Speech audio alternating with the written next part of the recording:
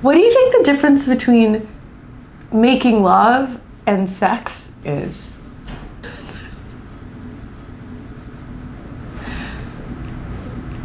I will not be answering that question. 2 girls, big suits. 2 girls, big suits. Can you tell me why condoms are important? Men and women love each other very much. They want to express it physically. And so emotionally, they go on this journey of climbing this mountain. And there's 2 types of love. There's like infatuation love, when you first see someone, you have chemistry. And it's like, whoa, it really like lights up your loins and stuff. And then there's a second type of love where after all that infatuation goes away, you really love them for who you are. And at that point, they want to express that love physically. And so when they do that, they like light candles in the room and they make the room feel really warm and safe for everybody. And hey, it's that all part consensual. I know, they don't do that. They do that. No one does that. They do that.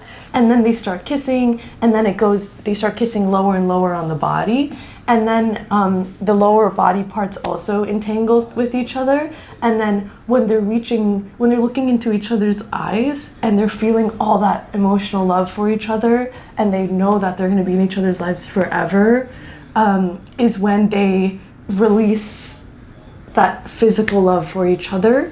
But sometimes the woman is not ready to get pregnant, so she doesn't want that inside of her.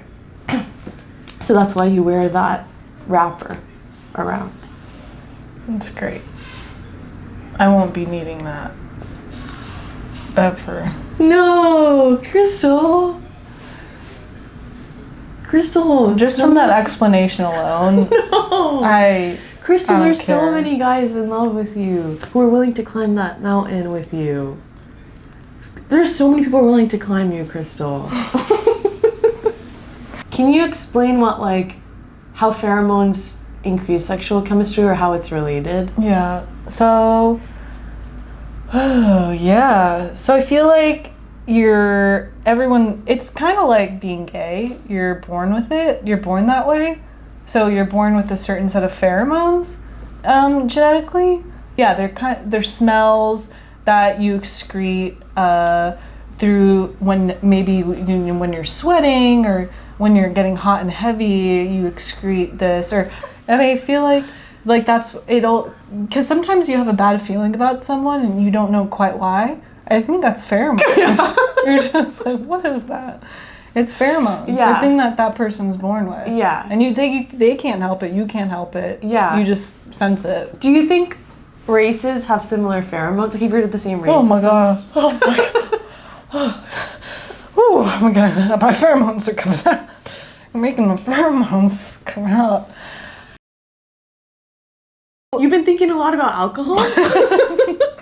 Well, I was calling my friend yesterday, and he was like, oh, what are you up to? I was like, I decided to stay in. I think I'm gonna make a drink for myself. Like, I have this bar cart that I fucking bought, and remember you bought me all the ingredients, like the liquors for a Negroni? I was like, let me finally make a Negroni, because I never drink at my house. So I thought I'll do it. And he was like, maybe don't make a drink for yourself alone at your house. Like, that's where alcoholism comes from. And I was like, I don't think I'm an alcoholic. I think the issue is that when you do it once, it becomes a habit. It gets easier and easier to do it, and it becomes a habit. I know. And I actually get really anxious with that stuff.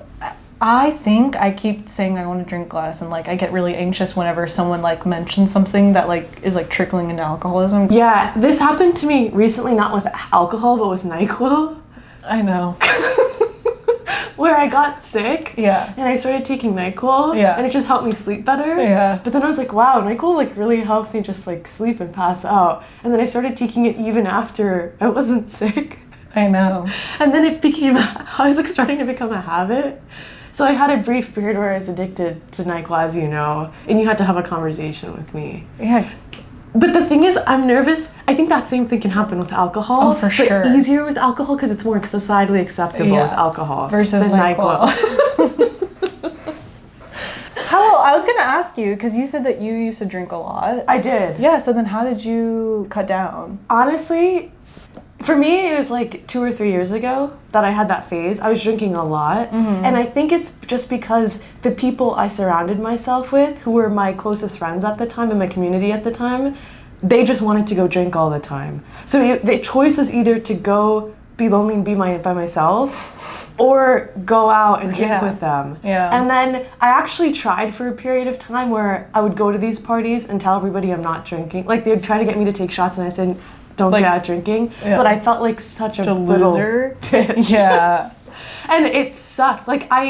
And then at some point I like got in my head, like I saw the people drinking as like my enemies, even though they were my friends. Because I was like, why are you pressuring me? Like, I just want to be good. Like, this is healthier for me. And I remember snapping at my friends. Yeah. And they were just like, okay. Yeah. And that sucks too. Yeah.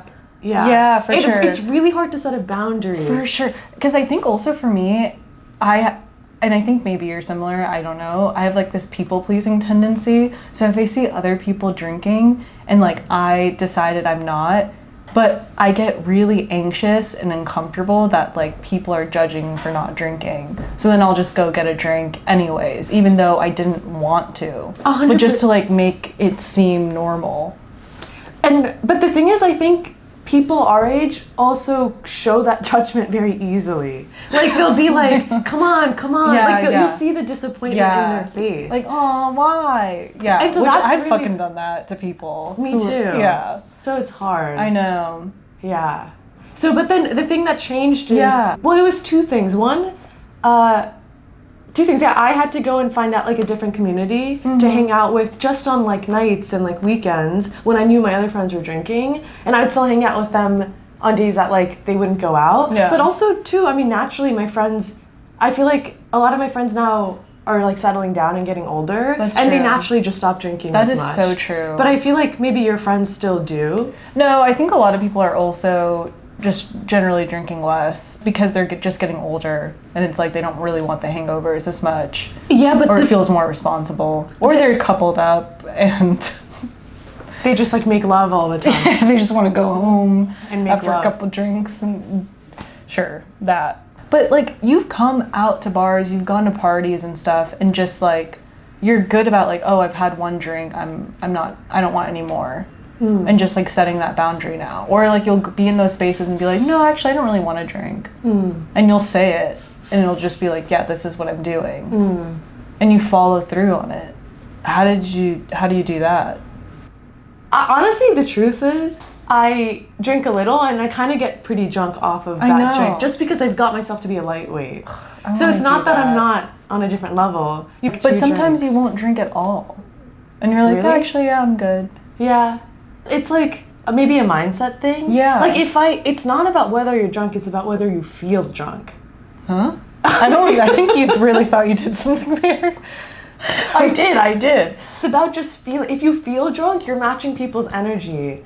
And sometimes they don't even realize you're not like drunk off life or something? That's literally what you're trying to say. Like, sometimes your mood is just really silly, goofy. If your mood is like cracky. That's so true. Cracking. I know. I know. I was thinking about that too. Like, what if I just went out sober and like I was just like, I tried it out where I'm just like in a really good mood, ready to socialize and like have a lot of energy. Like, what if I tried that out? See how that goes. I don't think there would be much of a difference. It's hard though because it's like a multi-step process, because the reason people drink is to get rid of the social anxiety so that they can be chill and fun. Yeah. But if you solve the social anxiety problem, you can show up and be yourself and be really free. Yeah. I will say though, dude, sometimes drinking is really fun. It is. Like when you just get so, I don't know. It is. I think it does, like, I love drinking because sometimes I feel like it just unlocks like a different level of like insane. It does. Especially if you're in a really good, happy mood. Totally. It's like drinking's so fun. But I think picking those moments. Exactly. Yeah. And being intentional about it. Yeah. Yes. Which like, Like I really like drinking when I'm dancing with really fun people. Yeah. And when I know that the group I'm going with will do goofy dances and silly dances with me, I really like drinking. Yeah. When everyone's like down to clown and drinking, it's like, Exactly. But if I'm going to an event where like an art gallery and they have drinks there, it's not really intentional. Like, I don't think you add anything to me. Yeah. Like, if I could just show up as the free version of myself, that's probably the same as me drinking some wine. So maybe that's the message, or like that's like the mantra for me to say is like, is this drink adding anything exactly to the experience? That's different from me just being free in myself. Yeah. That was great. That was actually really great. So I missed my period this month, and I decided today, because I was like feeling anxious all week, I was like, let me just take a pregnancy test, and I did, and I'm freaking pregnant, and I don't know what to do. Okay. Well, there's some, what do you want to, do you know what you want to do right now? It's found out that it's twins, actually. How do you know that? Yeah, I'm pretty far along. Crystal? Are you joking? I am. This was supposed to be a prank call. Mahi, this is crazy. These people, they told me that they need to get in contact with you. Who is it, the FBI? Yeah, the FBI. They have this new division.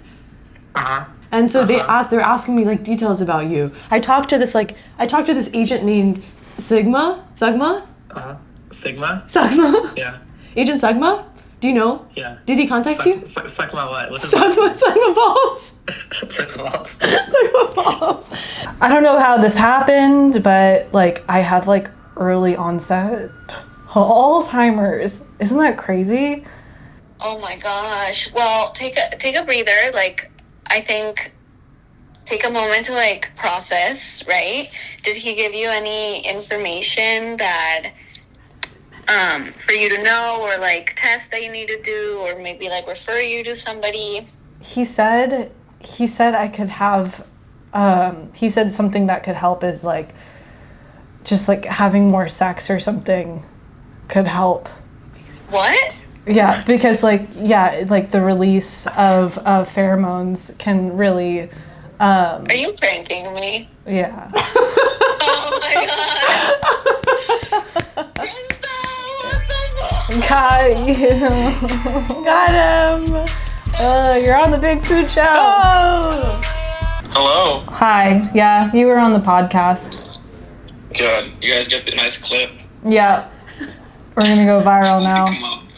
That wasn't you. That was Rithika. Yeah. Oh, he knows my name. Yeah. Dude, I owned you. Funny. I got you so bad. No, you didn't, Rithika.